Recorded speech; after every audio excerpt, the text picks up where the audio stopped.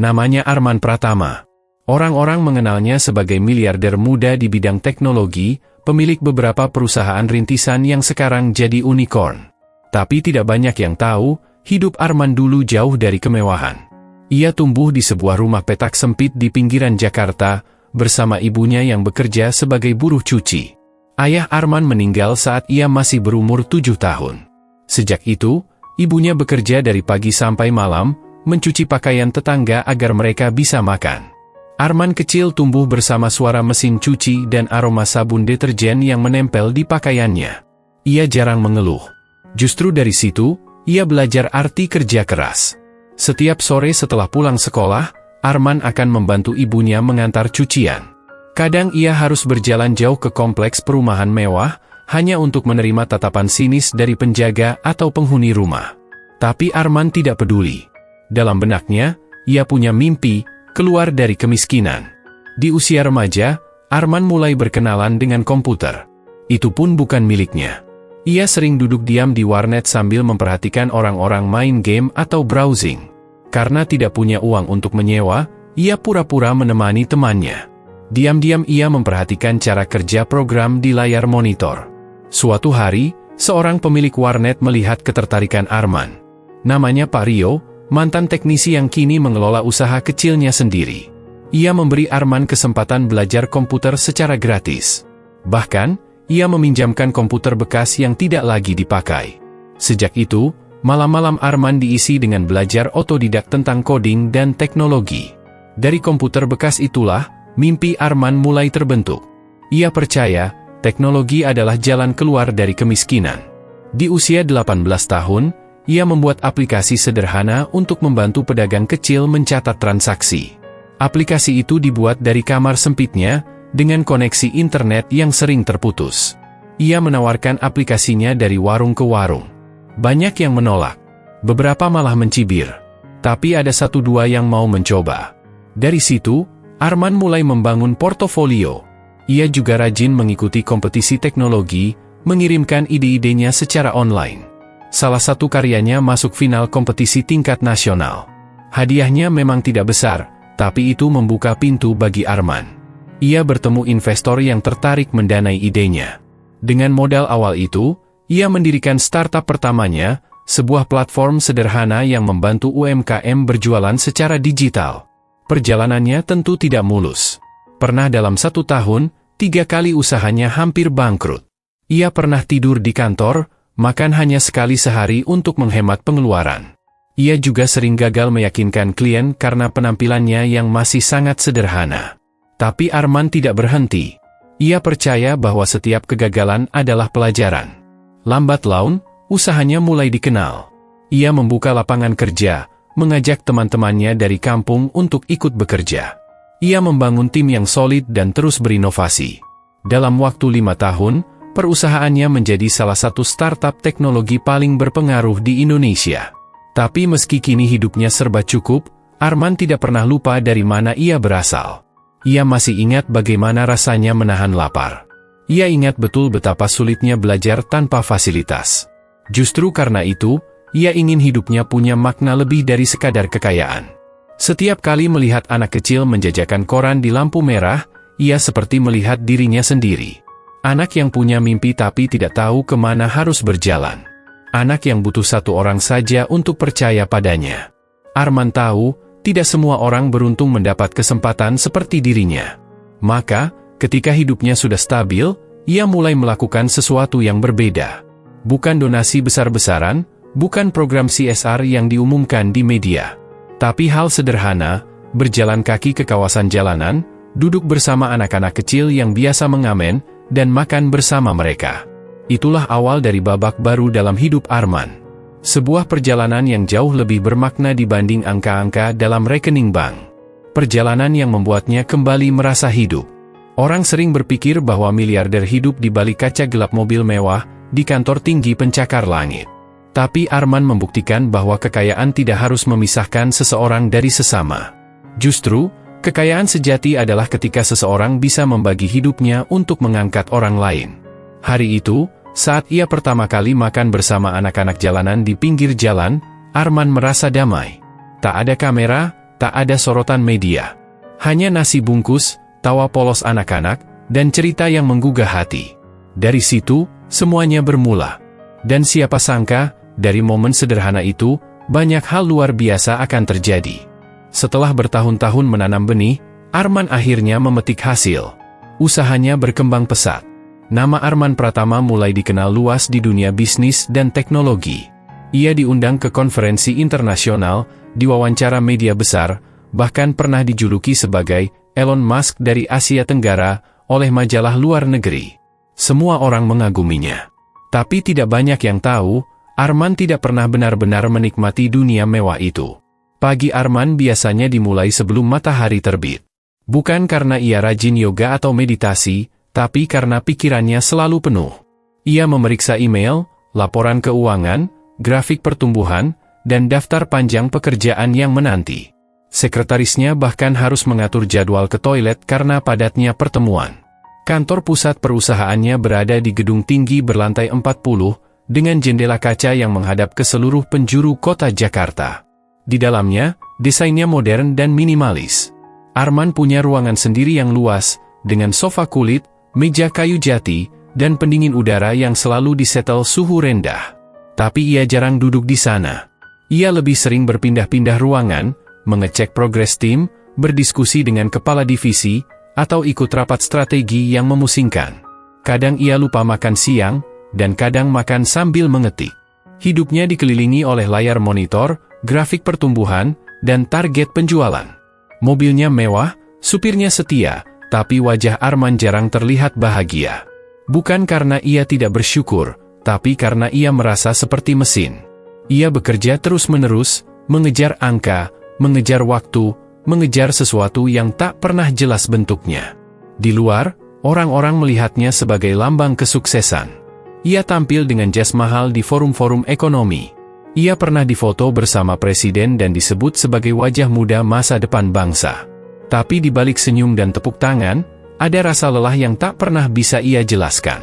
Suatu hari, saat Arman sedang dalam perjalanan pulang dari kantor, ia menatap gedung-gedung tinggi dari balik kaca mobilnya. Lampu-lampu kota berpendar indah, tapi baginya semuanya terlihat kosong. Ia bertanya pada dirinya sendiri, ini semua buat apa? Ia teringat masa kecilnya. Saat itu, walau hidup sulit, ia merasa lebih ringan. Ia bisa tertawa hanya karena melihat layangan putus atau bermain kelereng. Sekarang, semuanya terasa berat, meski semua yang ia impikan dulu sudah berada dalam genggamannya. Beberapa temannya sesama pengusaha sudah sibuk mengumpulkan aset di luar negeri. Ada yang beli villa di Bali, apartemen di Singapura, bahkan pulau pribadi. Mereka berbicara tentang diversifikasi investasi, tentang keuntungan saham, dan proyek jutaan dolar. Arman ikut mendengarkan, tapi hatinya kosong. Ia tidak merasa itu yang ia cari. Ia mencoba berbagai cara untuk mengisi kekosongan itu. Membaca buku motivasi, berkonsultasi dengan psikolog, ikut seminar spiritual. Tapi tetap saja, tidak ada yang benar-benar membuatnya merasa utuh. Hingga suatu hari, kejadian sederhana mengubah arah pikirannya. Saat mobilnya berhenti di lampu merah, Arman melihat sekelompok anak jalanan sedang bermain di trotoar. Mereka tertawa, berlarian, dan sesekali mengamen dengan gitar kecil yang suaranya sumbang. Arman memperhatikan mereka. Salah satu anak, mungkin berusia 9 tahun, menatap ke arahnya dan tersenyum. Senyum itu tidak dibuat-buat. Murni. Tidak ada harapan minta uang. Hanya senyum tulus dari seorang anak yang bermain di bawah sinar lampu kota. Arman tertegun. Ia merasa seperti dihantam kenyataan. Anak itu, dengan hidup seadanya, bisa tersenyum seperti itu. Sementara dirinya, dengan segala kemewahan, hanya bisa menghela napas panjang di dalam mobil seharga miliaran rupiah. Keesokan harinya, ia datang ke kantor seperti biasa. Tapi ada yang berbeda. Ia tidak langsung masuk ke ruangannya. Ia berdiri di dekat jendela, memandang kota yang sibuk di bawah. Ia berpikir lama. Kemudian, tanpa menjelaskan banyak, ia bilang pada timnya bahwa ia ingin mengambil cuti sejenak. Langkah ini mengejutkan banyak pihak. Seorang CEO dari perusahaan yang sedang tumbuh pesat memutuskan mundur sementara, tanpa alasan jelas. Beberapa investor khawatir. Beberapa kolega menilai ia sedang stres. Tapi Arman tenang. Ia tidak meninggalkan perusahaannya, hanya mengatur agar sebagian tanggung jawab operasional dijalankan oleh tim yang ia percaya. Ia tetap mengawasi dari jauh, tapi tidak lagi berada di pusat tekanan setiap hari. Ia mulai berjalan kaki di sore hari. Bukan di mall, tapi di gang-gang kecil. Ia kembali ke tempat-tempat yang dulu ia kenal saat kecil. Ia membeli jajanan kaki lima, duduk di bangku plastik, dan menyapa orang-orang yang tidak mengenalnya. Itu bukan pelarian. Itu bentuk pencarian makna. Arman tahu, sukses tidak seharusnya membuat seseorang menjauh dari kehidupan yang nyata. Justru, kekayaan memberi kesempatan untuk kembali menyentuh sisi-sisi manusiawi yang selama ini tertutup rutinitas dan tekanan. Dunia mewah tidak membuat Arman lupa, tapi ia sadar bahwa dunia itu bukanlah tempat ia ingin tinggal selamanya. Ia ingin kembali ke kehidupan yang sederhana.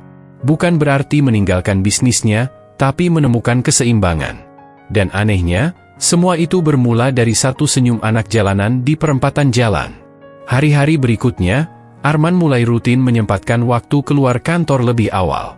Ia bukan lagi sekadar pemimpin perusahaan, tapi seorang pria yang sedang mencari alasan untuk hidup lebih bermakna.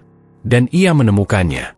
Bukan di rapat strategi, bukan di neraca laba rugi, tapi di jalanan. Sore itu, Arman tidak mengendarai mobil mewahnya. Ia mengenakan kaos polos dan celana jeans sederhana, berjalan menyusuri trotoar kawasan Blok M yang mulai ramai. Hujan baru saja reda. Sisa air mengalir kecil di sela-sela paving jalan, membentuk jalur-jalur tak beraturan. Arman tidak punya tujuan pasti. Ia hanya ingin berjalan. Mencari sesuatu yang tidak ia mengerti. Di dekat sebuah warung tenda, ia melihat sekelompok anak sedang duduk melingkar. Mereka tertawa, bercanda, sambil berbagi sebungkus nasi uduk yang tampaknya dibeli patungan. Arman memperlambat langkahnya. Salah satu dari anak-anak itu adalah bocah yang tersenyum padanya beberapa hari lalu di lampu merah. Tanpa sadar, ia berdiri cukup lama memandangi mereka. Bocah itu melihatnya, lalu melambai. Tak ada rasa canggung dari bocah itu, seperti sudah mengenalnya. Arman, agak kikuk, melambaikan tangan balik dan tersenyum. Ia mendekat. "Pak mau beli rokok?" tanya salah satu anak yang duduk paling pinggir. Arman menggeleng sambil tersenyum. "Enggak, saya cuma lewat." Anak itu mengangguk, lalu melanjutkan makan. Bocah yang mengenalnya dari lampu merah berdiri dan menghampiri. "Om yang di mobil gede waktu itu, ya?" tanyanya polos. Arman tertawa kecil. "Iya? Kamu ingat?" "Iya. Soalnya jarang ada orang di mobil bagus senyum ke kita," jawab bocah itu jujur. Arman tersentak. Kata-kata itu sederhana, tapi dalam. Ia jongkok agar sejajar dengan mata anak itu. "Namamu siapa?" "Bayu, Om." "Bayu tinggal di mana?" "Ya di sini-sini aja, Om. Kadang di emper toko, kadang di masjid." "Nggak tetap." Bayu kemudian memperkenalkan teman-temannya satu persatu. Ada Wawan, si paling cerewet. Rina, satu-satunya perempuan, berusia 10 tahun.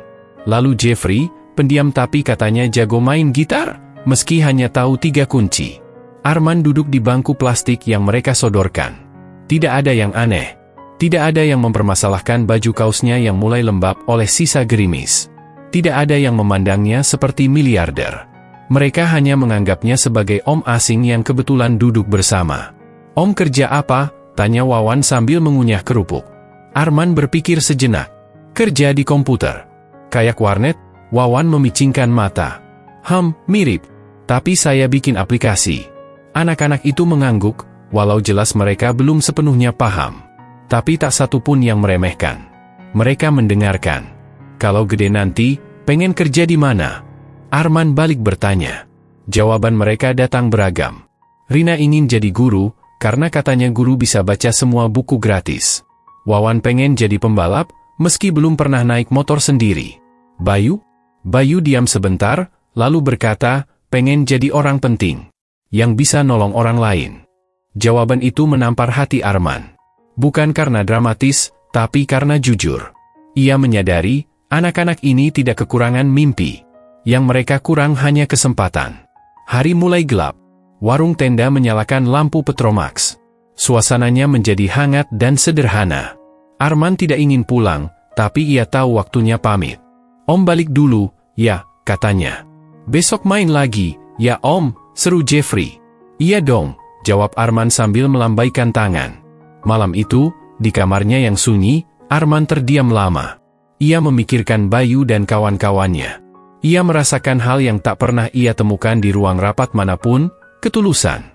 Mereka tidak meminta uang, tidak juga mengeluh. Mereka hanya ingin didengar, ingin dianggap ada. Itu saja sudah cukup membuat hati Arman bergetar. Ia tahu, ia akan kembali. Bukan karena kasihan, tapi karena ia merasa dibutuhkan, dan untuk pertama kalinya, bukan karena posisinya sebagai CEO, tapi sebagai manusia. Pertemuan itu bukan bagian dari rencana hidup Arman. Tapi seperti banyak hal penting lainnya dalam hidup, pertemuan itu datang tanpa undangan, tanpa janji. Dan justru karena itulah, ia begitu berarti. Arman tidak butuh alasan besar untuk kembali ke tempat anak-anak itu nongkrong. 2 hari setelah pertemuan pertama, ia sudah duduk lagi di sana, kali ini membawa beberapa kotak nasi padang dan minuman dalam kantong plastik. Ia datang tanpa sopir, tanpa jas, hanya membawa rasa ingin tahu dan sebuah keputusan sederhana, ia ingin mengenal mereka lebih dekat. Bayu melihatnya duluan dan langsung melambaikan tangan. Om Arman datang lagi.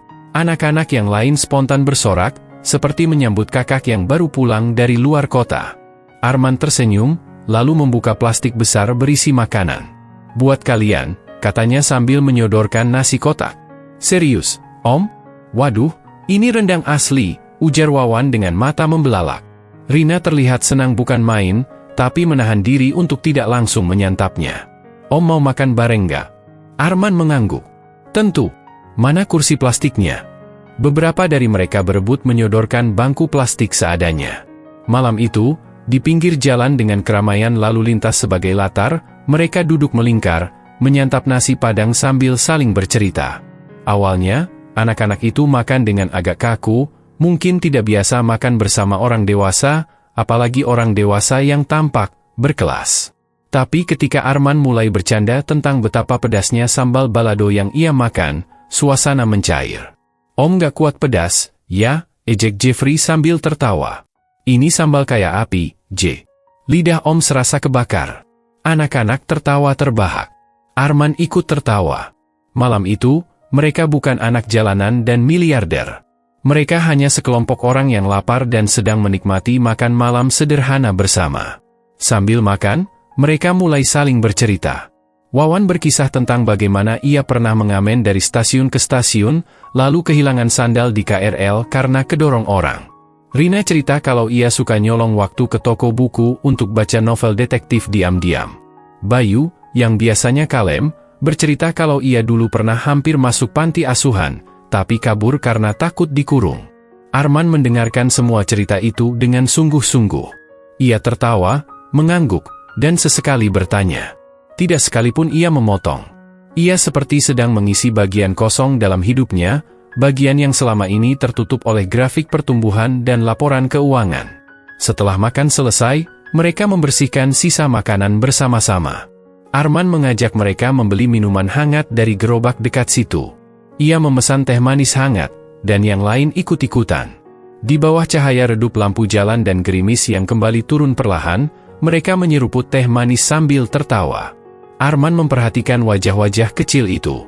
Lelah, tapi penuh semangat. Mereka hidup dalam kondisi sulit, tapi tidak pernah kehilangan tawa.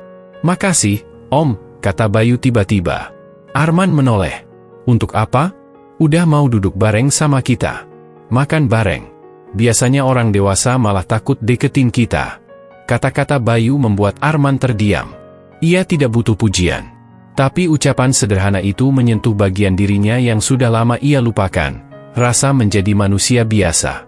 Hari-hari berikutnya, pertemuan makan malam itu menjadi rutinitas. Tidak setiap hari, tapi cukup sering untuk membangun ikatan. Arman tidak pernah datang membawa banyak uang. Ia datang membawa waktu dan perhatian.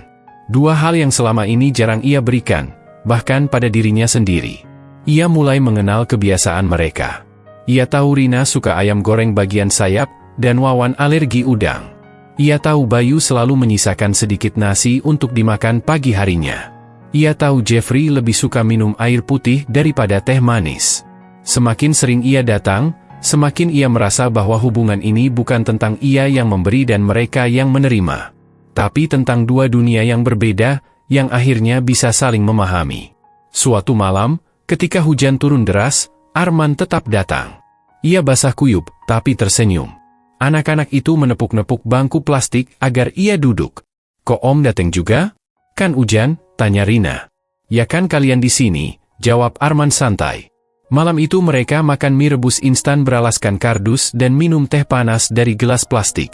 Tapi suasananya hangat. Bukan karena makanan, tapi karena kebersamaan yang perlahan tumbuh tanpa direncanakan. Dalam hati, Arman tahu, ini bukan cuma sekadar makan malam. Ini adalah awal dari perubahan yang ia sendiri belum bisa jelaskan. Tapi ia merasakannya. Dan perubahan besar, kadang memang dimulai dari hal sederhana, dari sebungkus nasi Padang, tawa yang tulus, dan kehadiran yang utuh. Malam-malam Arman bersama anak-anak jalanan kini sudah menjadi kebiasaan.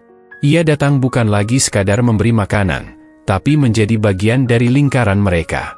Arman mulai mengenal mereka tidak hanya lewat nama, tapi juga lewat cerita hidup yang dibawa masing-masing. Suatu malam, ketika Jakarta baru saja reda dari hujan, mereka duduk bersama di emperan toko yang tutup. Arman membawa pisang goreng hangat dan susu kotak. Sambil makan, ia bertanya pelan, "Kalau kalian boleh bermimpi, kalian mau jadi apa?" Anak-anak itu saling berpandangan. Mimpi adalah kata yang asing bagi sebagian dari mereka. Mereka lebih akrab dengan kata bertahan.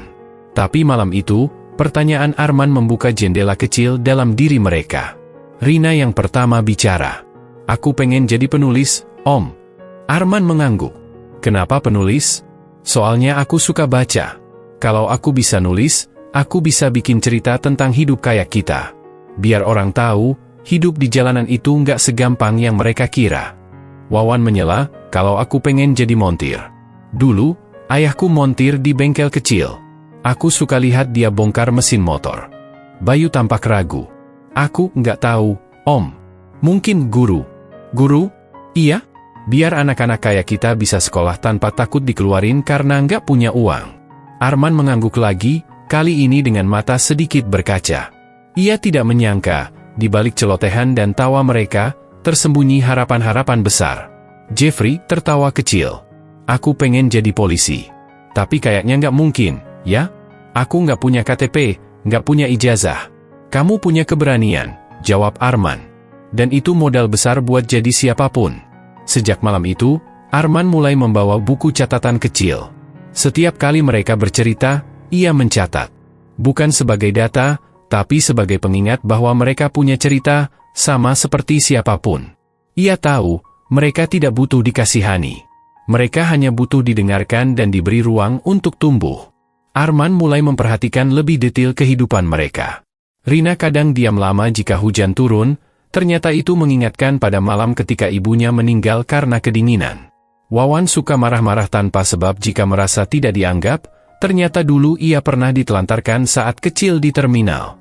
Bayu sering menolong anak jalanan yang lebih kecil, bahkan membagi makannya, karena ia pernah merasakan kelaparan 2 hari berturut-turut. Dan Jeffrey, di balik sikap sok dewasa dan celetukannya yang lucu, ternyata menyimpan trauma melihat kakaknya ditangkap karena mencuri makanan. Cerita-cerita itu tidak diceritakan dalam satu malam. Butuh waktu, kepercayaan, dan kedekatan. Tapi satu persatu, mereka terbuka. Arman merasa seperti sedang membaca buku yang sangat jujur. Buku yang halamannya sering kotor dan robek, tapi isinya tulus dan manusiawi. Kadang, saat anak-anak itu lelah bercerita, mereka hanya duduk diam. Tapi keheningan mereka pun berbicara. Arman belajar bahwa tidak semua cerita harus diucapkan. Ada yang cukup dimengerti lewat tatapan mata dan cara mereka memeluk lutut saat kedinginan. Suatu malam, Arman membawa mereka ke taman kota. Ia menyewa beberapa tikar, membawa makanan, dan mengajak mereka bermain tebak-tebakan. Di sela tawa itu, ia berkata, "Kalau kalian serius dengan mimpi kalian, Om akan bantu." Anak-anak terdiam. Mereka tidak biasa mendengar janji. Terlalu sering dikecewakan. Tapi kali ini, janji itu datang dari seseorang yang hadir bukan hanya sekali. Seseorang yang mereka tahu, tetap datang meski hujan, meski sibuk, meski lelah. "Kita mulai dari kecil dulu," kata Arman. Om bawa buku-buku bekas dari kantor. Kita bikin semacam perpustakaan mini di sini. Kalau kalian mau belajar, Om bisa bantu ngajarin. Kalian juga bisa saling bantu. Bayu tersenyum. Berarti sekarang kita punya sekolah jalanan, dong? Arman tertawa. Iya, sekolah tanpa seragam, tanpa gedung, tapi penuh semangat. Mereka mengangguk. Malam itu, angin berhembus sejuk. Langit cerah setelah hujan. Di tengah hiruk-pikuk kota yang tak pernah tidur, sekelompok anak jalanan dan seorang pria dewasa duduk melingkar, berbicara tentang masa depan. Tidak ada yang tahu bagaimana nasib mereka nanti. Tapi malam itu, mereka punya satu hal yang pasti, harapan. Dan harapan, jika dijaga bersama, bisa tumbuh jadi kenyataan. Setelah berminggu-minggu mendengar cerita dan impian anak-anak jalanan, Arman merasa waktunya tiba untuk melakukan lebih dari sekadar hadir dan berbagi makanan. Ia tahu, simpati itu baik, tapi tidak cukup. Mereka butuh pijakan, bukan hanya pelukan. Pada suatu pagi, Arman datang lebih awal dari biasanya. Ia membawa sebuah koper kecil. Anak-anak menyambutnya dengan mata penasaran. Hari ini kita mulai belajar sungguhan, katanya sambil membuka koper yang ternyata berisi alat tulis, buku gambar, dan beberapa buku bacaan anak. Wawan mengangkat alis. Kayak sekolah beneran, Om? Arman tersenyum. Iya, tapi ini sekolah kita sendiri. Sekolah jalanan. Rina langsung memeluk buku cerita yang bergambar putri dan naga. Aku dulu punya buku kayak gini, tapi kebawa banjir, katanya lirih. Mereka belajar di trotoar, di emperan toko, kadang di sudut taman. Arman mengajarkan hal-hal dasar, membaca, menulis, berhitung. Tapi lebih dari itu, ia mengajak mereka berdiskusi. Tentang apa itu cita-cita, tentang menghargai diri sendiri, tentang tanggung jawab, dan kerjasama. Mereka belajar dengan cara yang tak biasa. Arman membiarkan mereka menulis surat kepada diri mereka sendiri 10 tahun ke depan. Ia mengajak mereka membuat peta impian. Bahkan, suatu sore, ia meminta mereka menggambar kehidupan yang ingin mereka miliki. Anak-anak menanggapi serius. Bayu menggambar rumah kecil dengan taman, Rina menggambar rak buku yang tinggi, Wawan menggambar motor dengan alat-alat bengkel di sekitarnya. Jeffrey, seperti biasa, menggambar dirinya memakai seragam polisi lengkap. Arman melihat satu persatu gambar mereka, dan setiap coretan adalah doa yang belum terucap. Namun, ia sadar bahwa untuk mewujudkan itu, mereka tidak hanya perlu mimpi dan semangat. Mereka butuh tempat tinggal yang aman, akses pendidikan formal, dan lingkungan yang mendukung. Maka Arman mulai menyusun rencana lebih besar. Ia menghubungi teman-teman lamanya yang bekerja di bidang pendidikan dan sosial. Ia mencari tahu program-program komunitas yang bisa diakses. Ia mendanai renovasi sebuah rumah kosong milik salah satu yayasan sosial, agar bisa digunakan sebagai tempat singgah anak-anak ini. Bukan panti asuhan, tapi rumah belajar. Tempat itu sederhana, hanya 2 lantai dengan beberapa kamar tidur dan 1 ruangan besar untuk belajar. Tapi bagi anak-anak itu, tempat itu adalah istana. Mereka bisa mandi air hangat, tidur tanpa takut diusir satpam, dan belajar tanpa harus khawatir dikejar hujan. Arman tidak ingin mereka merasa seperti ditolong. Ia ingin mereka merasa diberdayakan. Maka, ia melibatkan mereka dalam perawatan tempat itu. Ada yang bertugas menyapu, ada yang mengepel, ada yang menjaga perpustakaan mini. Suatu malam, setelah mereka selesai belajar, Arman duduk di tangga rumah itu bersama Rina. Om, kenapa Om mau repot-repot buat kami? Tanya Rina sambil memeluk lututnya. Arman diam sejenak, lalu menjawab, dulu, waktu Om seusiamu, Om juga pernah merasa sendiri. Tapi ada orang baik yang bantu Om. Bukan dengan uang, tapi dengan percaya. Sekarang giliran Om yang percaya sama kalian. Rina tersenyum. Kalau gitu, aku janji nggak akan nyanyain kepercayaan itu. Tidak semua anak langsung berubah. Beberapa masih suka kabur, beberapa kadang malas belajar. Tapi Arman sabar. Ia tahu perubahan butuh waktu.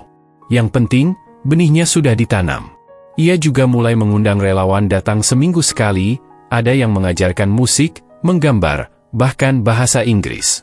Lingkungan itu perlahan tumbuh menjadi tempat yang penuh semangat dan kasih. Salah satu momen yang paling membekas bagi Arman adalah saat Jeffrey, yang biasanya paling usil dan suka menggoda teman-temannya, datang padanya sambil membawa sebuah gambar polisi kecil dan berkata, "Om, aku udah tanya. Kalau aku bisa dapat akta lahir dan ikut ujian paket, aku masih bisa daftar polisi waktu gede nanti." Arman menatap gambar itu, lalu menepuk bahu Jeffrey.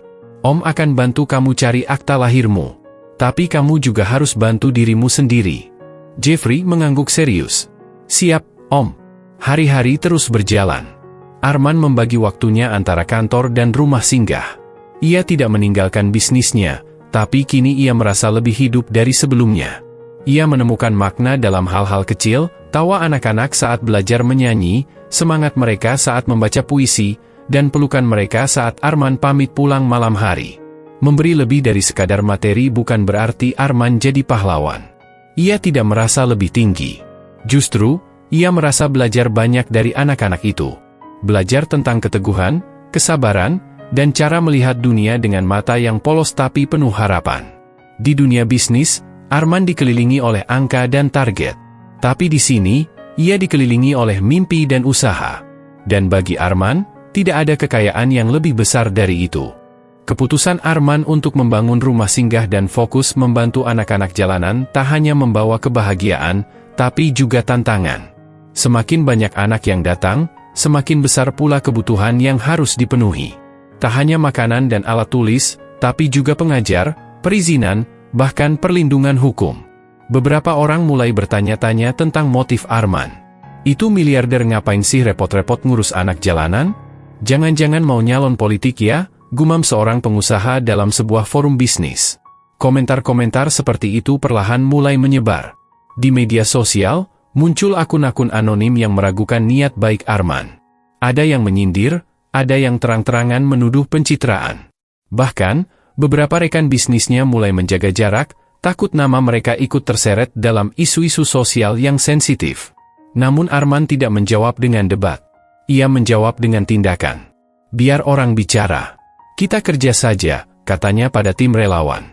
Suatu ketika, rumah singgah yang ia bangun didatangi petugas dari dinas sosial. Mereka mempertanyakan izin operasional, kapasitas, dan kelengkapan administrasi. Arman menerima mereka dengan ramah. "Pak, kami tidak menampung anak-anak ini seperti panti. Kami mendampingi mereka, memberi tempat belajar dan pulang," jelas Arman dengan tenang. Petugas mencatat semuanya. Beberapa hari kemudian, Arman menerima surat teguran karena dianggap belum memenuhi syarat sebagai lembaga resmi. Bukannya marah, Arman justru mengundang para petugas itu ke rumah singgah.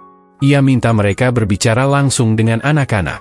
Menyaksikan mereka belajar, tertawa, dan bercita-cita.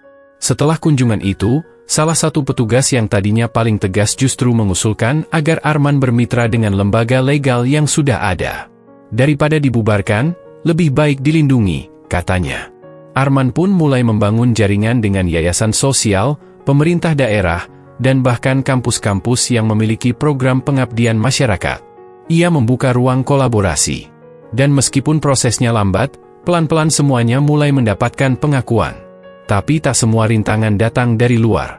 Beberapa anak yang dibantu juga menghadirkan ujian batin tersendiri. Wawan, misalnya. Suatu malam, ia tidak pulang ke rumah singgah. Esok paginya, ia datang dengan mata sayu dan wajah babak belur. Ia bertengkar dengan preman yang menganggap Arman sedang mencuri anak-anak jalanan dari wilayah kekuasaan mereka. "Om, aku nggak mau ngerepotin. Kalau Om mau berhenti bantu aku, nggak apa-apa," ucap Wawan sambil menunduk. Arman menatap mata Wawan. "Kamu bukan beban, Wan. Justru kamu alasan Om terus maju." Lalu ada Rina yang sempat mogok belajar. Ia merasa frustasi karena kesulitan membaca cepat seperti teman-temannya. "Aku bodoh, Om. Nggak mungkin bisa kayak mereka." Arman duduk di sampingnya, lalu mengambil buku dan membaca pelan-pelan bersama. "Om juga dulu sering merasa bodoh, tapi terus belajar. Pelan nggak apa-apa, asal jangan berhenti." Di lain waktu, Jeffrey sempat ditangkap karena ketahuan mencopet di terminal. Polisi mengenalinya sebagai anak dari rumah singgah. Berita itu menyebar cepat, menimbulkan citra buruk. Arman datang ke kantor polisi, tidak untuk membela, tapi untuk mendampingi. Ia berbicara dari hati ke hati dengan Jeffrey. Kamu kecewakan diri kamu sendiri. Tapi ini belum akhir. Kalau kamu mau berubah, Om tetap di sini. Jeffrey menangis malam itu. Bukan karena takut dihukum, tapi karena rasa bersalah. Ia dihukum kerja sosial dan dikeluarkan sementara dari program, tapi bukan diusir. Ia tetap diterima, karena Arman percaya bahwa proses belajar itu tak selalu lurus. Di tengah semua cobaan itu, Arman mulai mempertanyakan ketahanan dirinya sendiri. Ia kehilangan waktu istirahat, waktu untuk diri sendiri, bahkan sempat kehilangan satu klien besar karena dianggap terlalu fokus pada kegiatan sosial. Suatu malam, ia duduk sendiri di ruang belajar rumah singgah, menatap papan tulis yang masih penuh coretan angka dan huruf. "Apakah aku sudah terlalu jauh?" tanyanya dalam hati. Namun saat itu juga, anak-anak datang membawa kue ulang tahun kecil. Ternyata salah satu dari mereka, Bayu, berulang tahun. Tapi yang mengejutkan, mereka memberikan kue itu kepada Arman. "Om Arman, ini buat Om. Karena kalau nggak ada Om, kita nggak bakal bisa rayain ulang tahun kayak gini." Arman tertawa dan menangis dalam waktu yang sama. Di tengah semua rintangan, ada momen-momen kecil yang menguatkan. Ia belajar bahwa tantangan bukanlah sinyal untuk berhenti, tapi jalan agar hati dan tekadnya diuji. Dunia luar boleh ragu, anak-anak boleh tersandung, dan dirinya boleh lelah. Tapi tujuan tetap jelas, mereka pantas punya masa depan. Dan selama ia masih bisa berdiri, Arman akan terus berjalan. Perubahan tidak terjadi dalam semalam. Arman tahu itu sejak awal. Tapi ketika waktu berjalan, hari demi hari, minggu berganti bulan, ia mulai melihat sesuatu yang dulu hanya ada dalam impian. Wawan, yang dulu selalu datang dengan baju lusuh dan mata penuh curiga, kini menjadi salah satu mentor kecil di rumah singgah. Ia mengajarkan adik-adiknya membaca, menulis, bahkan sesekali membantu memasak di dapur. Ia mulai mengerti bahwa hidup bukan tentang bertahan, tapi juga memberi. "Om, kalau nanti aku kerja beneran, aku mau buka tempat kayak gini juga," katanya suatu sore sambil membersihkan papan tulis. Arman hanya mengangguk, menahan haru. Ia tahu, kalimat itu lahir dari kesadaran yang tumbuh perlahan. Rina, yang dulu minder karena lambat membaca, kini menjadi bintang kelas. Ia suka menulis cerita pendek dan sering membacakannya untuk teman-temannya. Pernah satu kali, cerita Rina dimuat di buletin sekolah tempat mereka ikut kelas non-formal. Rina itu pendiam, tapi tulisannya berani, komentar salah satu guru sukarelawan.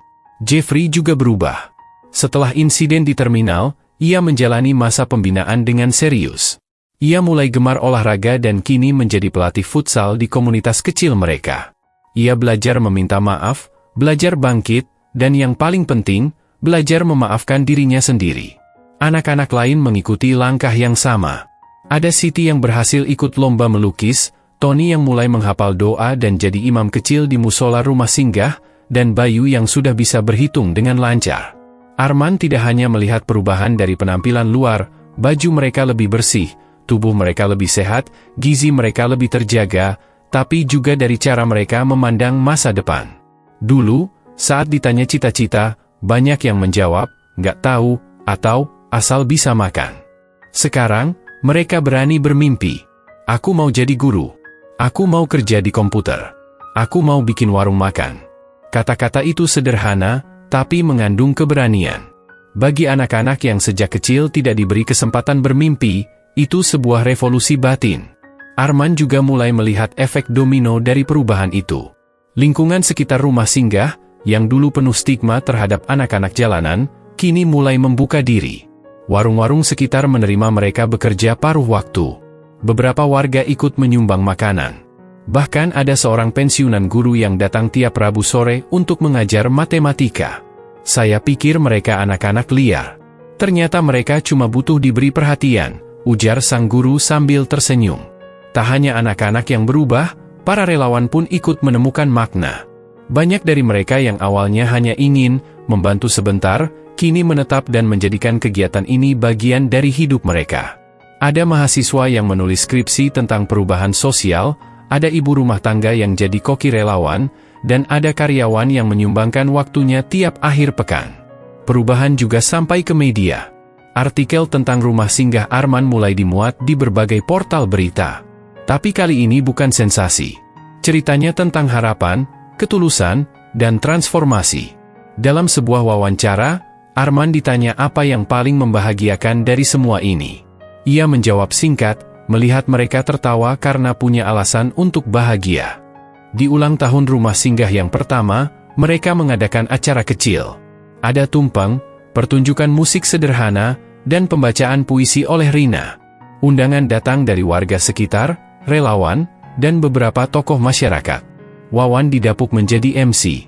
Dengan suara agak gemetar, ia membuka acara dengan ucapan, "Terima kasih buat semua yang percaya sama kami, yang dulu cuma dianggap sampah jalanan. Sekarang kami punya nama, punya tempat, dan punya harapan." Tepuk tangan meriah memenuhi halaman rumah singgah.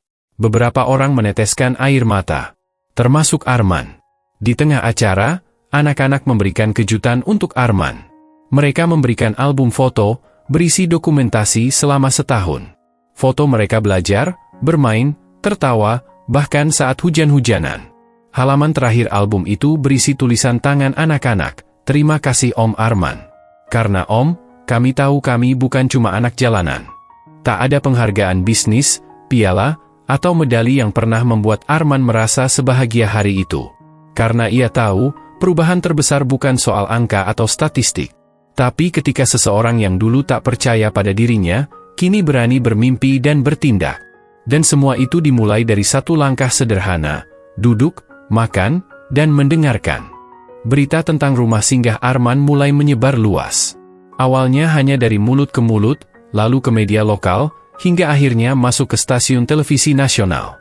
Banyak orang yang awalnya skeptis, mulai tergerak. Mereka penasaran, siapa sebenarnya Arman Pratama, miliarder yang memilih duduk makan bersama anak jalanan?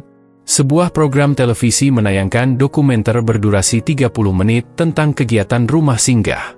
Dalam tayangan itu, wajah Arman tampil sederhana, tanpa jas mahal, tanpa latar belakang ruang kerja mewah. Ia tampak sedang membagikan nasi bungkus, mendengarkan curhat Wawan, tertawa bersama Rina, dan mencatat kebutuhan dapur rumah singgah di buku kecilnya. Reaksinya luar biasa. Media sosial penuh dengan komentar positif. Banyak yang mengaku terinspirasi dan mulai melakukan hal kecil di lingkungan mereka. Ada mahasiswa yang membentuk kelompok belajar untuk anak-anak di kampungnya. Ada pengusaha warteg yang memberikan makanan gratis tiap Jumat. Bahkan seorang ibu rumah tangga di Bandung menulis surat kepada Arman, menceritakan bagaimana ia mengajak tetangganya membersihkan saluran air dan bermain bersama anak-anak di gang sempit tempat mereka tinggal. Arman tidak pernah berniat menjadi sorotan. Ia justru canggung saat diajak wawancara atau diminta menjadi pembicara. Tapi setiap kali ia diminta bicara, ia hanya mengulang satu hal, "Kita tidak perlu menjadi pahlawan. Kita cuma perlu peduli." Kata-kata itu membekas. Banyak orang mencatatnya, menempelkannya di meja kerja, menjadikannya kutipan di media sosial. Perlahan tapi pasti, gelombang kepedulian mulai bergerak. Bukan yang besar dan mencolok, tapi yang nyata dan menyentuh. Pemerintah daerah mulai tertarik untuk melihat lebih dekat. Beberapa pejabat datang diam-diam, bukan dalam rombongan resmi, tapi sebagai pribadi yang ingin belajar. Mereka duduk di bangku plastik, berbicara dengan anak-anak, dan menyadari bahwa pendekatan Arman sangat manusiawi dan efektif. Beberapa LSM pun menjadikan rumah singgah Arman sebagai model pengembangan program. Bukan hanya soal fasilitas, tapi filosofi di baliknya, kesederhanaan, konsistensi, dan penghargaan terhadap martabat setiap anak, sekecil apapun. Universitas-universitas mengundang Arman untuk berbicara. Ia menolak banyak tawaran, tapi sesekali hadir jika memang waktunya memungkinkan. Di hadapan mahasiswa, ia tidak berbicara tentang strategi bisnis atau investasi, tapi tentang rasa. Rasa empati, rasa tanggung jawab, dan rasa cukup. Dalam salah satu kuliah umum di Fakultas Psikologi, ia berkata, "Dulu saya pikir yang paling penting dalam hidup ini adalah menciptakan teknologi yang mengubah dunia. Tapi ternyata, mengubah satu hidup dengan kasih sayang itu lebih sulit, dan lebih bermakna." Para mahasiswa terdiam. Beberapa meneteskan air mata. Mereka tidak sedang mendengar CEO berbicara, tapi seorang manusia yang telah menemukan makna hidup. Inspirasi Arman juga masuk ke dunia seni. Seorang musisi menulis lagu tentang anak-anak rumah singgah. Lagu itu viral dan digunakan dalam kampanye literasi. Seorang penulis membuat novel berdasarkan kisah Wawan dan Jeffrey. Seorang pelukis menggambar mural besar bertema mimpi anak jalanan di dinding sekolah rusak yang sedang direnovasi. Dan yang paling mengejutkan, beberapa anak muda yang pernah hidup di jalanan kini menjadi juru bicara di berbagai forum. Mereka berbicara tentang hak anak, tentang pentingnya pendidikan, tentang harapan yang tidak boleh padam. Wawan, misalnya, pernah menjadi pembicara tamu dalam seminar di gedung DPRD. Dengan suara lantang, ia mengatakan, "Kami bukan generasi gagal. Kami cuma belum diberi kesempatan." Kalimat itu kemudian dikutip di banyak media, dan menjadi pembuka diskusi kebijakan baru tentang perlindungan anak jalanan. Arman tetap berjalan seperti biasa. Ia tidak berubah karena popularitas. Ia masih datang ke rumah singgah dengan kaos oblong dan sepatu olahraga lama. Ia masih duduk di lantai, makan nasi bungkus, mendengarkan cerita anak-anak, dan mencatat di buku kecilnya. Namun kini, setiap langkahnya diikuti jejak. Bukan untuk meniru, tapi untuk melanjutkan. Banyak orang merasa punya harapan baru. Mereka percaya bahwa kebaikan itu menular. Bahwa yang diperlukan bukanlah dana besar atau jabatan tinggi, tapi niat dan ketulusan. Arman tidak mengubah dunia. Tapi ia telah membantu dunia mengubah cara pandangnya terhadap anak-anak yang selama ini dianggap beban. Ia menunjukkan bahwa siapapun bisa menjadi cahaya, sekecil apapun nyalanya. Dan di tengah gelombang inspirasi itu, Arman tetap memilih jalannya yang sederhana. Ia percaya, perubahan sejati tidak datang dari pidato megah, tapi dari satu tindakan kecil yang dilakukan dengan cinta. Hari itu, langit Jakarta berwarna jingga. Sore yang lengang menyelimuti rumah singgah, anak-anak sudah pulang ke tempat tinggal sementara mereka, beberapa masih menyelesaikan gambar di kertas bekas yang disediakan Arman. Ia duduk sendirian di bangku kayu depan rumah singgah, memandangi halaman kecil tempat Wawan dulu sering bermain bola plastik. Di tangan Arman ada secangkir kopi hitam, tidak panas lagi. Ia tidak benar-benar ingin minum. Ia hanya ingin diam, menikmati jeda. Dalam keheningan itu, pikirannya melayang jauh, menyusuri kembali perjalanan panjang yang telah ia tempuh. Dari anak kampung yang terbiasa berjalan tanpa alas kaki, hingga kini menjadi sosok yang dikenal dan dihormati karena satu hal sederhana, kepedulian. "Aku cuma mau hidupku berarti," bisiknya pelan, seperti menjawab suara dalam kepalanya sendiri. Sudah bertahun-tahun sejak ia memutuskan untuk tidak sekadar menjalani kehidupan sebagai pengusaha sukses. Ia mulai menemukan makna baru dalam hidup, bukan lagi tentang laba perusahaan, tetapi tentang tawa anak-anak yang dulu ia temui secara tidak sengaja di perempatan jalan. Banyak yang bertanya pada Arman, apa rahasia di balik semua perubahan ini? Ia tidak pernah bisa memberikan jawaban yang pasti. Yang ia tahu, ia merasa kosong ketika hidupnya hanya diisi oleh kesibukan mengejar materi. Dan ia merasa utuh saat melihat seorang anak kecil, yang dulu mengamen di jalan, kini bisa membaca, menulis, dan bermimpi setinggi langit. Refleksi menjadi teman sehari-hari Arman kini. Ia menuliskannya dalam buku catatan kulit yang selalu ia bawa. Tidak untuk diterbitkan. Tidak untuk dibagikan. Hanya untuk dirinya sendiri. Dalam satu catatannya, ia pernah menulis, "Kebahagiaan sejati datang bukan dari apa yang bisa aku miliki, tapi dari apa yang bisa aku bagi." Catatan itu ditulis setelah satu sesi makan malam bersama anak-anak. Wawan saat itu baru saja bercerita tentang impiannya menjadi guru. Rina ingin jadi penulis. Jeffrey ingin membuka warung makan sendiri. Anak-anak itu tidak hanya bermimpi, tapi mulai percaya bahwa mimpi mereka mungkin untuk dicapai. Bukan karena Arman menjanjikan uang, tapi karena mereka merasa dilihat dan dihargai. Di banyak kesempatan, Arman menyampaikan harapan-harapannya untuk masa depan. Ia ingin semakin banyak orang yang ikut turun tangan. Bukan hanya menyumbang dana, tapi juga waktu, perhatian, dan hati.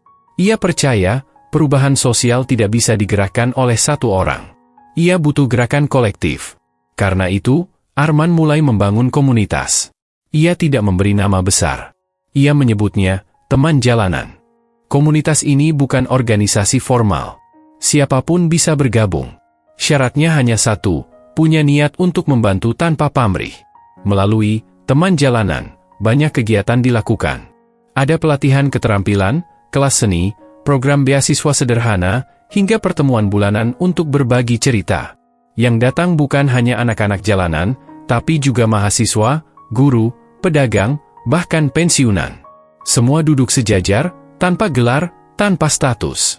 Arman juga mulai mendorong lahirnya rumah-rumah singgah baru di kota-kota lain. Ia tidak ingin semuanya bergantung padanya. Ia lebih senang melihat orang lain mengambil inisiatif. Beberapa kota sudah berjalan sendiri. Rumah singgah di Yogyakarta, misalnya, dipimpin oleh seorang mantan anak jalanan yang pernah tinggal di rumah singgah Jakarta. Di Surabaya, seorang dosen dan kelompok mahasiswa membentuk Ruang Harapan. Dalam refleksinya, Arman sering berpikir tentang anak-anak yang belum sempat ia bantu. Tentang mereka yang masih tertidur di emperan toko, yang kelaparan tanpa tahu kemana harus meminta tolong. Ia sadar, masih banyak yang perlu dilakukan. Tapi ia tidak menyerah. Ia percaya, selama masih ada satu hati yang terbuka, harapan itu tidak pernah mati. Di usianya yang ke-40, Arman mulai membagi waktunya lebih bijak. Ia tetap terlibat dalam bisnis teknologi, tapi tidak lagi menjadi pusatnya. Ia membimbing generasi baru, memberikan kesempatan pada anak-anak muda untuk memimpin, sambil ia fokus pada misi kemanusiaan yang telah menjadi jalan hidupnya. Ia tahu bahwa hidupnya tidak akan abadi. Tapi ia ingin meninggalkan sesuatu yang lebih dari sekadar bangunan, perusahaan, atau kekayaan. Ia ingin meninggalkan jejak yang bisa ditelusuri siapa saja yang ingin melangkah ke arah kebaikan. Suatu malam, dalam forum kecil di rumah singgah, seorang anak bertanya, "Pak Arman, nanti kalau Bapak sudah tua, siapa yang akan menggantikan Bapak?" Arman tersenyum. Ia menatap wajah anak itu dan menjawab pelan, "Kalian." Anak-anak itu tertawa. Tapi di mata mereka ada keyakinan. Mereka percaya, mereka bisa. Karena selama ini mereka telah diajari untuk bermimpi dan berani berjalan. Di halaman rumah singgah itu, di bawah lampu jalan yang temaram, Arman merasa damai. Ia tahu, perjalanan belum selesai. Tapi ia tidak sendiri. Ia telah menyalakan banyak lilin di hati orang lain. Dan cahaya itu akan terus hidup, bahkan ketika ia sudah tidak ada. Harapan Arman untuk masa depan sangat sederhana. Ia ingin masyarakat melihat anak-anak jalanan bukan sebagai masalah, tapi sebagai potensi. Ia ingin generasi muda tumbuh bukan hanya cerdas, tapi juga peduli. Ia ingin setiap orang tahu bahwa perubahan besar selalu dimulai dari langkah kecil. Dan seperti yang selalu ia katakan, jangan tunggu jadi hebat untuk mulai membantu. Mulailah membantu, maka kamu akan jadi orang hebat. Begitulah akhir dari kisah Arman. Atau mungkin bukan akhir. Karena kebaikan yang ia tebarkan tidak berhenti. Ia tumbuh, berpindah tangan, dan menjelma menjadi gerakan yang tidak bisa dibendung. Sebab pada akhirnya, satu hati yang peduli bisa menyalakan ribuan cahaya. Dan Arman, dengan segala kesederhanaannya, telah menjadi nyala pertama itu.